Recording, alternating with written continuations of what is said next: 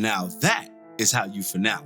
Raising Kanan Season 3, Episode 10 ended off with a bang, literally, as it saw the ushering out of some of our most treacherous characters and the re-emergence of one of our most beloved ones. I'm here to break it all down in typical Top 10 WTF fashion. Before we begin, be sure to hit the like button, subscribe, and bell notification to immediately receive these videos.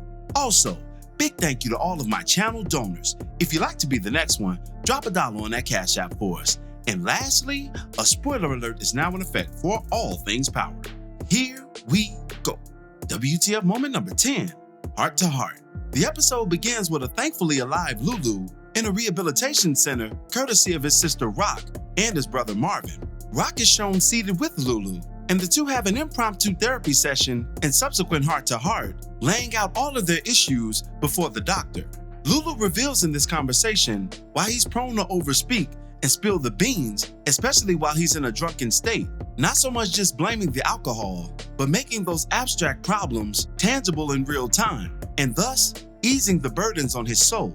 He also shares how important his sister is to him, which she responds to in kind, at least eventually, as her initial response, as the doctor observed, was one of anger and outrage. But the two eventually do piece it up, and at least for the foreseeable future, their relationship is on the mend. Rock even apologized for her sins against Lou and blamed him on her perceived loss of control due to his love for something outside of her business. It was a moment of great emotional depth and a highlight of the season at large. WTF moment number 9, I'm late. Kanan takes Crystal for another ride on that fantastic voyage, and following their escapade, she presses him about the status of their relationship. A stressed out Kanan, trying to alleviate his stresses in the form of that blunt, wants nothing to do with such talk, but then she drops a major bomb on him, a bomb that no man ever wants to hear, especially from someone that he's not all that serious about. Quote, I'm late, Kanan. Now this only adds to the burdens in his life, and due to her response when Famous later comes to his door, that conversation didn't go all too well, as we see a nearly broken Crystal crying her eyes out on his couch. Only God knows what Kanan told her, but what we do know is Kanan had one heir, and that was Sean. And we also know that Crystal wasn't his mother, so fingers crossed for that baby going into Season 4. WTF moment number 8, Dead Detective Walking. Detective Howard is called in for yet another interrogation session, only this time, his union rep is forced to be with him. Agent Tanner and Captain Baptiste fervently question the disgraced police detective and start thoroughly connecting the dots between himself and organized crime. Howard denies the allegations and also ignores the wisdom of his union rep until the connections get a little too hot to handle and the rep has to put his foot down in order to salvage what's left of Howard's career, but not before his client loses his gun, badge, and ultimately his job in the face of a suspension. This created a rogue nature within Howard, one that had only been simmering, but has now been fully manifested. And also, a very dangerous quality was birthed here as well, and that was the man with nothing to lose.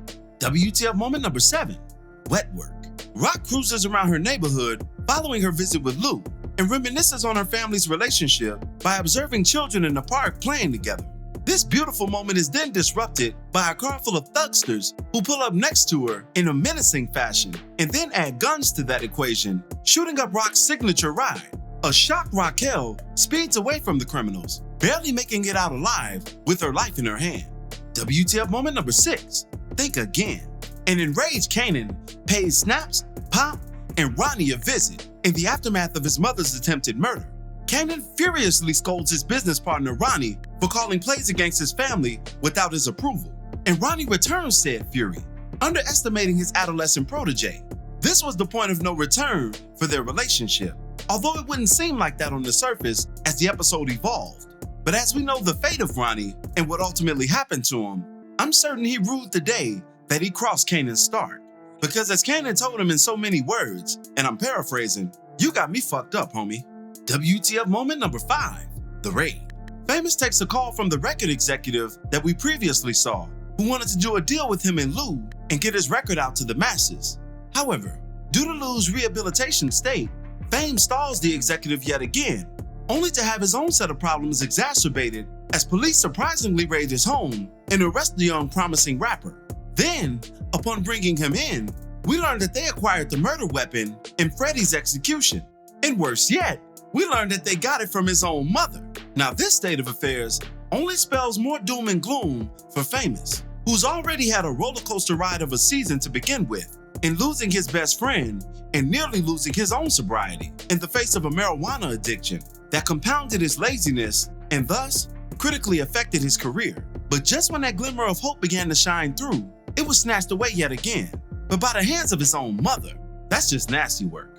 WTF moment number 4, Revenge of the Body Snatchers. Kanan catches up with Jukebox just to make her aware of the fact that he had nothing to do with the attack on Rock. Then, the two discuss Juke's future and army ambitions, when suddenly, Kanan is kidnapped by a group of men who pull him into a van and take him away to an unknown rendezvous point. One of the men even point a gun at Jukebox, who hurries away to her family to notify them of Kanan's disappearance. WTF moment number 3, a favor for a crush. Rock learns from Snaps and Pop that the price for Kanan's safety is going to be $500,000, and there's only one place she can get that kind of money liquid while still saving her son's life, and that is Stefano Marchetti. She pays Stefano a little visit, implementing some charm into the game after learning from Pop that Stefano has a thing for the chocolate, if you know what I mean. Stefano hears Rock out and ultimately agrees to give her the money, yet at a heavy tax for the suddenness of the request. WTF moment number 2, Lewicidal Part 2. Lou is questioned by the FBI and later meets with his therapist yet again, concluding that the police visit only showed him that he'll never be more than what he's been, giving him more of a sense of hopelessness than ever before. Then, Lou is shown taking some cords from the utility closet and later tragically puts that cord around his neck, initiating the final phases of self-deletion. But then, and dare I say miraculously, he sees himself through the mirror and, unhappy with the vision of despair reflecting back at him, decides to preserve his own life. Thankfully for us, the audience, and for his own family, because only God knows what would have happened had Lulu decided to go through with that act, given everything that his family's dealing with at this current time. And WTF moment number 1, Made You Look. In the explosive conclusion of the episode, we see Rock and Howard meeting up with Ronnie at the rendezvous point in order to exchange the money for Kanan. However, once they arrive there, they discover that the whole thing was a setup by Ronnie with the help of Kanan, the latter of which behind the money request. A heartbroken Rock exclaims to her son that he doesn't know what he's doing, but he assures her that he does. And once she hands over the money and Ronnie is distracted by the future beachfront home that he's going to acquire with the funds, Kanan lullabies his ass in a surprising fashion to us all, but in the final conclusion, unsurprising when you consider what Ronnie had done to him and the liberties that he had taken to endanger his family. Rock, surprised by her son's actions, doubles down on the murder by picking up Ronnie's gun and murdering her baby father, who had become increasingly troublesome as the season rolled along, and had tried to dump everything on Marvin and use him as collateral damage in order to preserve his own life and freedom, along with Rock and Kanan. Kanan is stunned by this maneuver, almost as saddened as he was surprised. Then, in typical fashion up to this point, Marvin takes out the remaining goons and the 3 of them escape the scene, only to be observed by a mysterious figure who approached the scene of the deaths and turned out to be none other than Unique himself, the one who we all believed had been murdered by Ronnie right around the holiday season, who had taken a metal pipe to the back of the head and had been unceremoniously dumped, never to be heard from again up until this final moment. Now this sends shockwaves through the internet and the Power universe at large. But don't fret, I'm going to break down the return of Unique and the forms in which he's going to change going into the next season. Some lingering thoughts before we end today's video.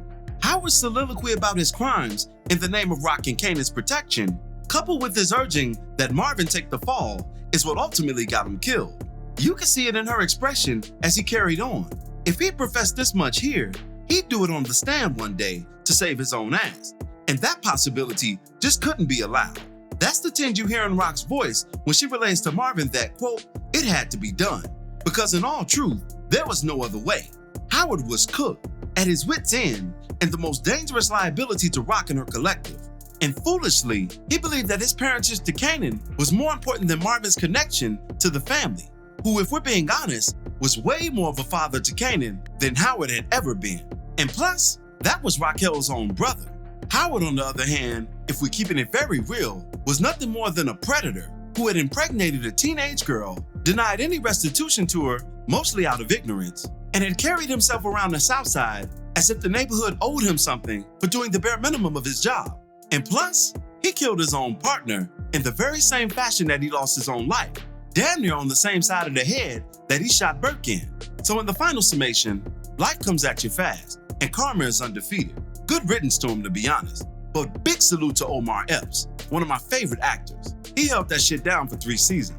But his character was a piece of shit, so peace. The murders carried out between mother and son showed them much about themselves to each other. Rock didn't realize what Kanan was fully capable of, and Kanan learned that his mother ain't new to this, but true to this, even against someone who's supposedly family. If they violate, they gotta go. As Kanan said himself, Rock ain't just in the game, she is the game.